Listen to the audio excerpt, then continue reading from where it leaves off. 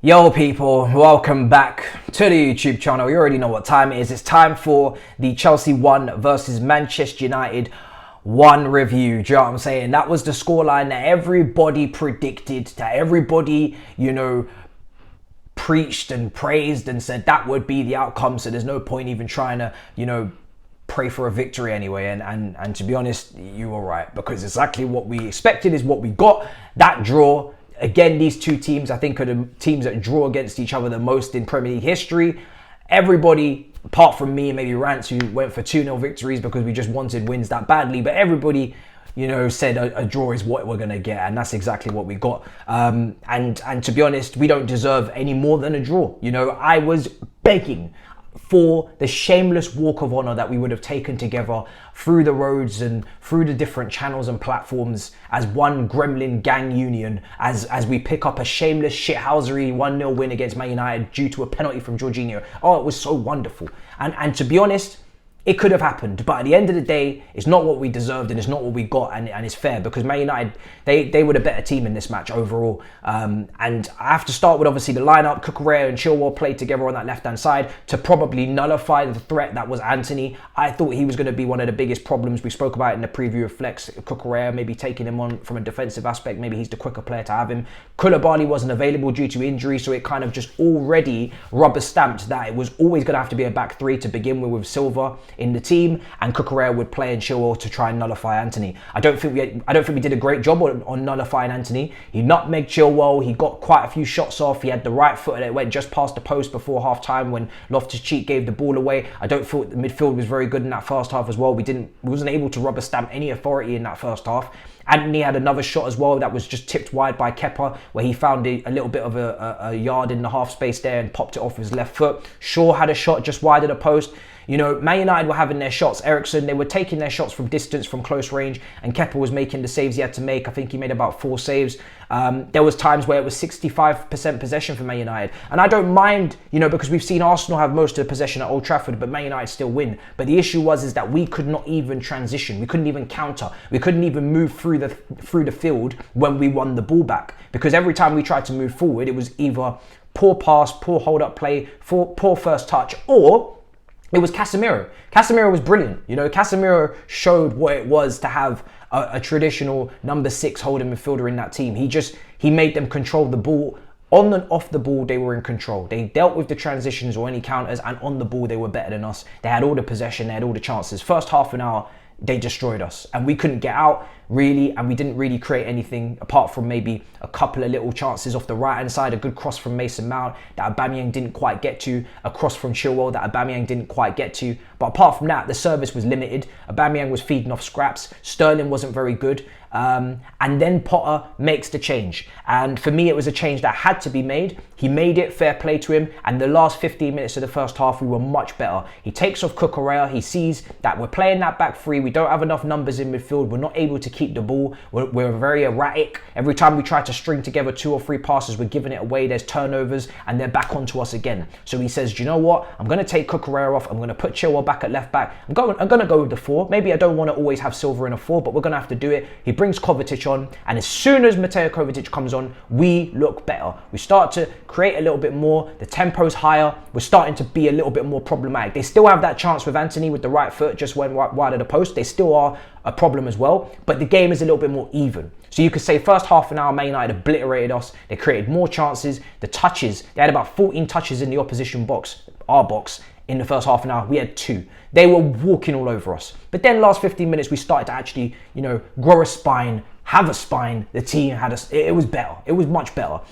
But half time, we move on. And then second half, I felt we were getting into the game, and I felt we're getting better and we're improving. 2 reasons. One, we changed our formation in the first half, so we were just continuing our good work. But Manchester United were tiring, and for all of their good work, they were pressing high up the pitch. They were on the front foot. They didn't come here to sit back like they could have, like we thought they might. They didn't come here to let us dominate possession. They had the majority of the ball. Man United exuded so much energy and so much quality as well in that first half, apart from getting the goal thanks to Kepa.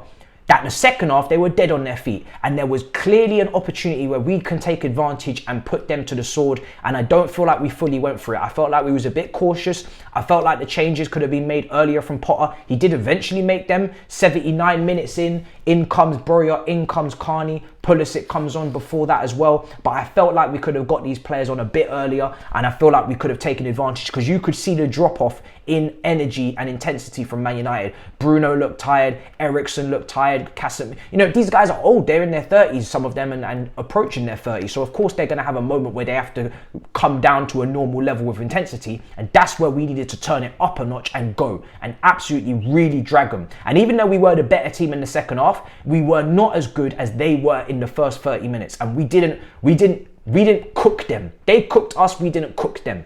And that's where we missed the opportunity, where we could have really gone for the jugular. But maybe, you know, again, didn't want to lose. But again, I feel like this was a big opportunity in that moment to go and win. And personally, I don't think a draw at home to Man United is a good result. I think based on the performance and the way we played, we have to take a point. We can't sit here and say we should have won. But if it's not Man City at home, I'm not hearing it. Do you know what I'm saying? And even Man City, I would love to win. But if it's not Man City, I'm not hearing it. Any of these teams, when they come to the bridge, I want it to be a W. You know, that's just the mentality it's got to be. That's the standard. You got to try and hit that. Manager, players alike. That's the standard of Chelsea. When we're at home, we're meant to be the team that tries to win. Do you know what I'm saying? And for me, I felt like we kind of threw it away in that respect. Today, you know, in terms of performances, individuals, Kepa. Really, really good. I see people trying to blame him maybe potentially for the goal. I personally can't do it. He gets a fingertip to it. First of all, the ball is a looping cross. So Casemiro, you have to ask, the better question to ask is why has he got a run on Chilwell? Why is nobody blocking his path?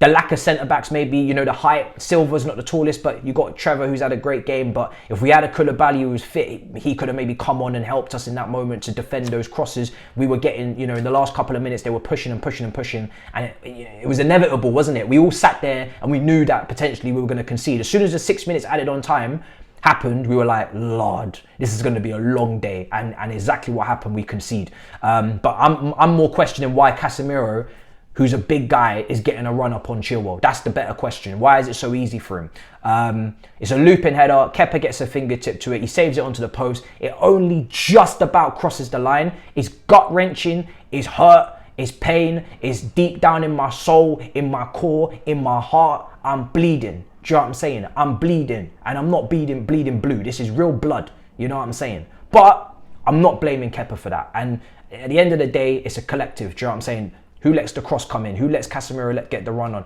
Could we have maybe brought on Gallagher? Maybe he could have stopped the cross if he comes on that right-hand side and has the intensity and the energy to help the team keep defending. These are the questions maybe we have to ask. I think we made 4 subs. Pulisic came on. Carney came on.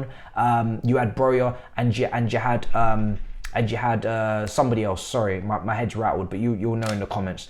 But maybe we could cover as well. Maybe we could have made that last sub. Gallagher comes on. Maybe that doesn't happen. But yeah, man, like, we can't complain. But I do think that 4-1-2-1-2, which is the diamond, which is basically what I saw personally in the second half. Sterling at the top with Aubameyang, Mason in the 10, covering Loftus-Cheek, kind of pulling out into the wide areas to defend. If the ball's on the right-hand side, we all shift over to the right and we leave the left back free. If they're on the right-hand side, we all shift over to the right, we leave the left back free. You know, we basically played a diamond in that second half with those two up top. As soon as he swapped Aubameyang and Sterling over, you guys will remember Sterling was playing on the right of the front two, Aubameyang on the left. As soon as he swapped them two over and he put Sterling on the left, for me, I wanted Pulisic to come on. I don't think Sterling was great today at all. He hasn't been great for quite a few games. I'm not sure why Pulisic can't get a start, why he couldn't come on earlier. I think we have to look at playing and starting Pulisic in the next game. Sterling is not in good form, and maybe it's just, again, send a rocket up his arse and just show, listen, you can be benched. Because I'm not sure why he's playing the way he is. The decision making, the first touch at times wasn't great today. Like I said, the midfield in the first half, Jorginho, Loftus-Cheek as well, giving the ball away at times. Mason in the second half, I didn't think he was great. Gave the ball away a couple times as well. Wasn't accurate enough with his passing. I don't know, man. It's tough. You know, so many guys that didn't really step up to the level today that we needed them to. You have to think: is it an overall system thing? Is it the way that we set up? Is it the approach? Is it us being too cautious and not not going for the win, like I said, until those subs came on 78th, 79th minute, and then we decided to go for it. We get the penalty and we score.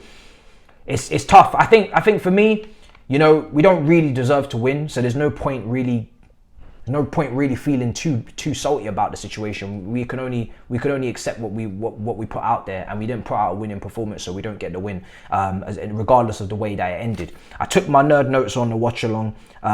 Like I said, Man United dropped off second half. I thought that was an opportunity to really rubber stamp a win, but it didn't happen. Sterling, I thought he was wasteful. I really do.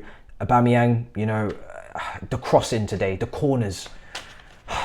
You know, some of the crossing today, man. Aspie on the right. Aspie, very limiting today. Going forward on the ball, giving the ball away.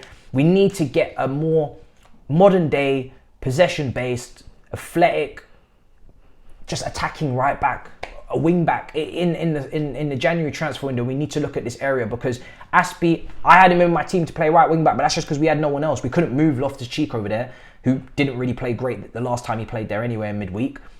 We need to bring in a player that just knows how to play that role instead of moving people around, ruining the balance somewhere else, losing the depth somewhere else.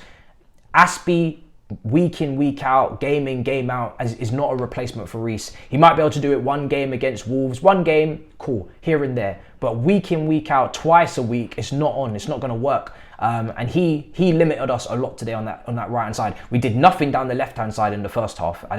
There was nothing. Chilwell, Cucurella, it didn't work. It didn't work. Nothing happened down that side. I didn't really remember any attack happening down that side, apart from a really bad Aubameyang cross that went over everybody. Just the set pieces. There's only one corner that I saw us take well, and that was when Trevor Chalobah hit the crossbar, who I thought was probably our best player today. Maybe you say Trevor would be our best player. But yeah, man, corners, the delivery sometimes, Mason, whoever was taking the corners today, really poor delivery, most of them, not beating the first man. Just not seizing the opportunity that we had. We weren't having many opportunities. When you look at the stats, Man United dominated us for shots and everything. So if you're going to be a team that don't dominate possession and don't put your rubber stamp on the game and don't put your first foot forward, then that means you have to be clinical, you have to be very efficient, very decisive, and we wasn't. So 1-1, Man United deserve minimum that, and we move, guys, but disappointing in the end. You know, 2 points from the last two games. I would have liked to have won one of them, but we move to the next. We have Salzburg next in the Champions League. We need to win that so we can finish top of the group. Let me know what you think in the comments down below. Let me know who your man of the match was for Chelsea or Man United. You could say maybe Casemiro would get man of the match for Man United. I thought Anthony was brilliant in the first half as well. Let me know what your thoughts are on the goal we conceded. Who's at fault, if it's more of a collective, I guess, as well. And yeah, big up your damn selves. Appreciate the support. Great to have the first watch along back on YouTube. In a bit, people. Peace.